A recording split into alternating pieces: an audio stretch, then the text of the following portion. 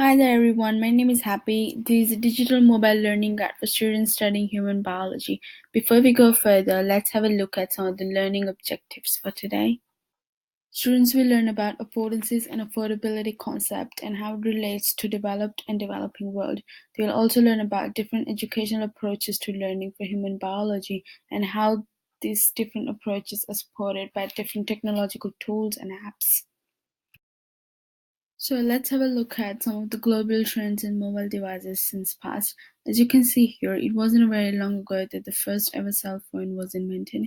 Since then, technology has been advancing really fast, and now we're on to fourth generation phone, which was recently invented in 2009. Affordances relate to the features and facilities that the device can provide, whereas affordability refers to the financial aspect of something and whether or not the individual is able to purchase the device. There is an inverse relationship between affordability and affordances.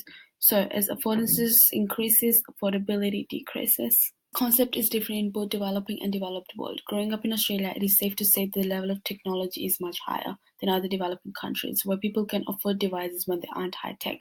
Some things to keep in mind when considering mobile education on high level is to ensure gender equality, safe environments, developing 21st century skills, and promotion of social justice. Out of few educational approaches, information transmission is one of the main approaches for human biology students.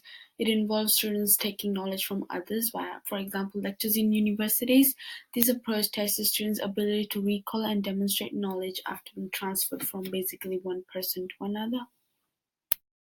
This approach is one of the best ways that the science students learn social constructivism. It's where students work in groups and use their peers as their resources. This is where there is more than one point of view on things, and the basic theory behind it is that the meaning behind something is made and not found. Situated learning. So this is where a task is learned by actually practicing it, and the knowledge is situated in practices rather than in books. So for example, neurobiology labs for students, where students get hands-on experience on how to dissect an eye, which would be more helpful than just reading instructions on how to dissect.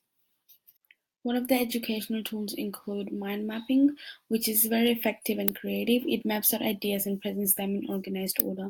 This can be information transmission or social constructivism approach, as students can work in groups to explore new ideas and learn loads of information. Another educational tool includes QR codes, which are quick response codes, and when scanned by mobile phones, can encode and decode information in the barcode. So here, if you scan the barcode on the screen, it would take you to the Live Science website. This is very handy tool for science students to access information faster.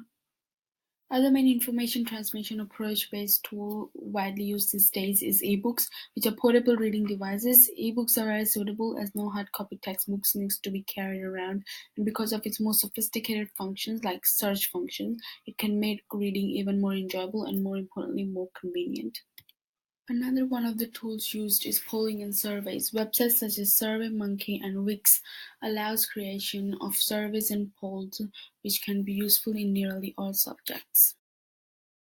Educational apps can be based on information transmission or other approaches. One of the apps used widely by science human biology students are Khan Academy, which is lecture-like content delivered in a very engaging way.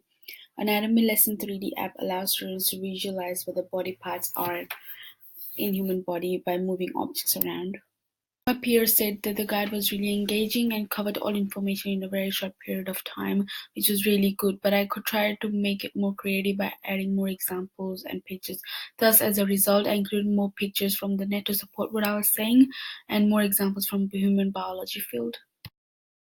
One of my other peers said that the guide was visually appealing, especially the animations I've used, and also it was informative. However, I could try not to read off the slides, so as a result I went ahead and did some changes, like I did a few sentences and tried to only include key points. Thank you for watching.